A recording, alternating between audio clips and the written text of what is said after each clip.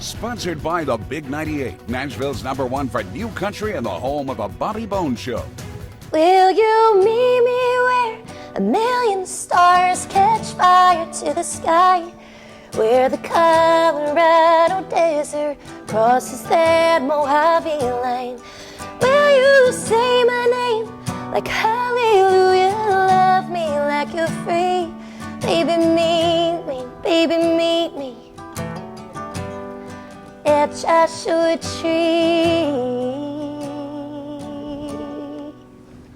Welcome to the Rock Review. I'm thrilled to have on the pride of Fredonia, New York.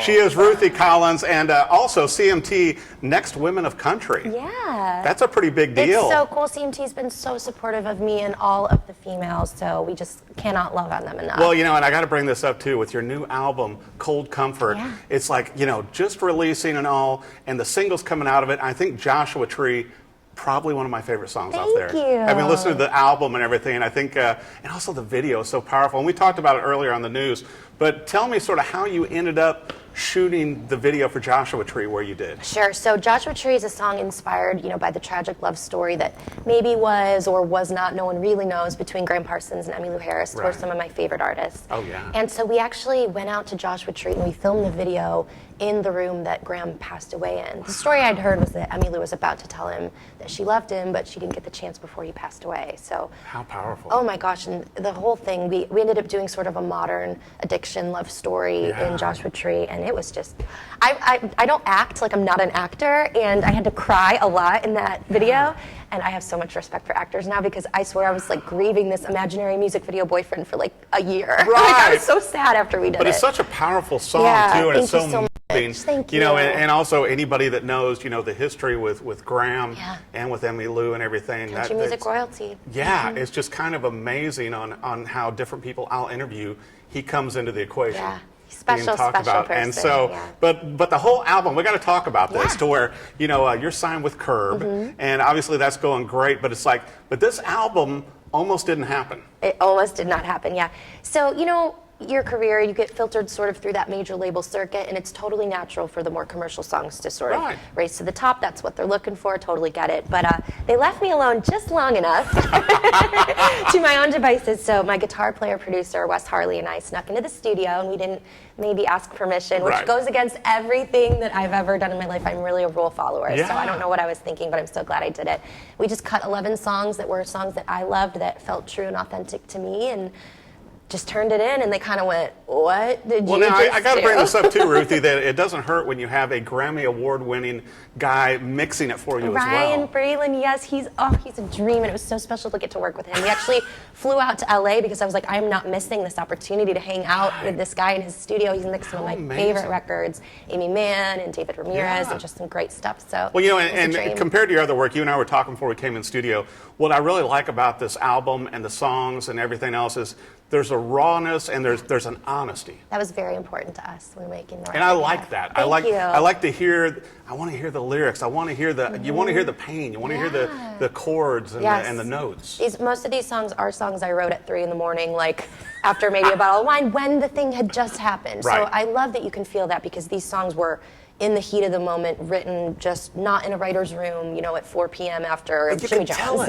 You can tell it. Thank you. It comes through in the music. Well, I want to bring this up too. You come from a musical family, so your mom, a classical pianist, and so you've been around music all your life, and you started singing in choir when you were quite young. Yeah, I was 3 years old. I think the story goes that there was a mean old man in the church choir, and he was always being grumpy to everyone. And then one day my mom was like, well, who's going to take the second verse and whatever hymn?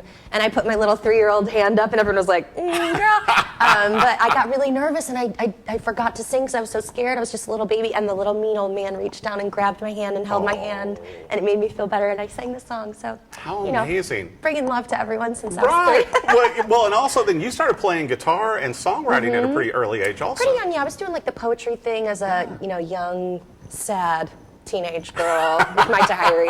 And started playing guitar and just, you wanted to be like the Dixie Chicks, like we all did. Well, and I got to bring this up too. A lot of your fans may not know that you studied at Berklee. I did, yeah. I went to Berklee College of Music in Boston and majored in songwriting. So a degree that actually helps, you know? Well, and then it was interesting to me then that you went from there down to Texas and were leading vocals at a church. Yeah, so I did the logical thing. I got offered a job straight out of school, and my whole family and everyone, of course, was like, do the thing, take a job with money. And then after a few months, I was like, no, I think I'm going to go be a broke singer-songwriter in Nashville instead for a while. So what year did you move here to Nashville? Oh my gosh, it's been over 10 years. Really? I've been here a minute. Wow. But it's amazing how things have progressed for you. And also, everybody always jokes that Nashville is a 10-year town. Right. Overnight success. Yeah, in but 10 everybody's years. like going, Ruthie Collins, you're a success. That was overnight. It's overnight. And they don't I'm realize, like, I've been here 10 I years. waited tables for like a decade to support my songwriter habit. But don't you think also that having that depth and mining the songs and being around the right people, don't you think it also brings you to this point in time? That was my songwriting education, was being lucky enough to move here and do whatever I had to do to make money to support my songwriter habit and get to write with these legends every day. You know, sometimes doubles if I had the day off. And I did that for years, and that's definitely why I am where I am. Well, today. and also being able to get into the studio and create your dream songs and dream, because a lot of people, Ruthie, never get to do that. I'm so lucky. Never, because they, like you said, they'll get into the machine and it's like, well, we want you to be this, and we want your hair this way, and use that guitar, and you're like going, here's what I want to do. Yeah, I'm so blessed. It's just amazing. Well, I want to bring up too, your website, your social media, everything else. Obviously, the new album, Cold Comfort, yes. Available. You can find that on any streaming platform or wherever you find your music. And the website is RuthieCollinsMusic.com. And follow me on Instagram at RuthieCollinsMusic and on Spotify as well. That would just mean the world to me. Well, I'll tell you what, and there's going to be a lot of big concert announcements too this year. Yeah, we're about to announce some tour dates, so keep your eye out. And you've already been on tour with some major names in the last few years too. Yeah, it's been amazing. We've played all the festivals and it's Stagecoach. Yeah, all big ones. More big stuff. Yep. And then you come to town to Nashville and you get to play cool gigs and hang out with your friends. It's the best life, honestly. How exciting to bring out this album, though. I'm excited. I think this is your best to date. Thank you so much. What a great body of work. And will there be more videos coming out too, maybe? Yeah, so we've got 3 videos from the first record coming out. 2 of them are already out, one for Cold Comfort and one for Joshua Tree, and we're about to release one for Bad Woman as well. That'll probably be up. Right, I love that song too. Thank you. Just incredible. Now, is your guitar named? I know you have a beautiful older Gibson here. She's not named. It's like, I don't know, I really should do that, but this is a 1967 country western. It's a beautiful guitar. Thank you so much. It's And got it the fits you skinny so neck. well. Thank you. I love a Gibson. So do you do a lot of writing on this one too? I do. This is my main baby. And I write a lot. I've got an old grand piano in my house that I write on a lot. Wow. Yeah. What about banjo? Because I know you used to play banjo. It's sitting in the closet. I pull it out every once in a while. It's always good to have, just a little bit of different mix. Yeah. But I mean, I grew up playing violin too. I really need to pull that out. Yeah. Really? My best friend Natalie Soval, do you know her? She's an amazing country singer and songwriter, and she plays fiddle like a champ.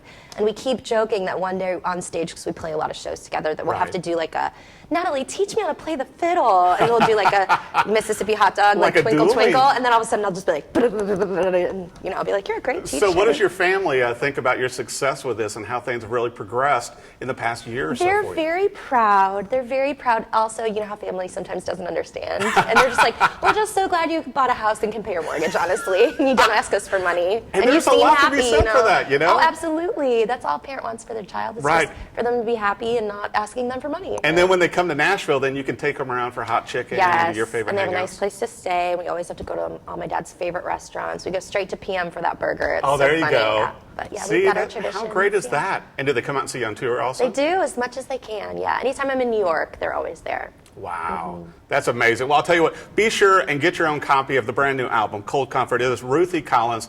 Go see her live, and however else you take in your music. Now, if they go to the website, can they get an autographed copy too? They can. You can get an autographed vinyl or a CD. There's pictures and T-shirts and all the merch you could ever want.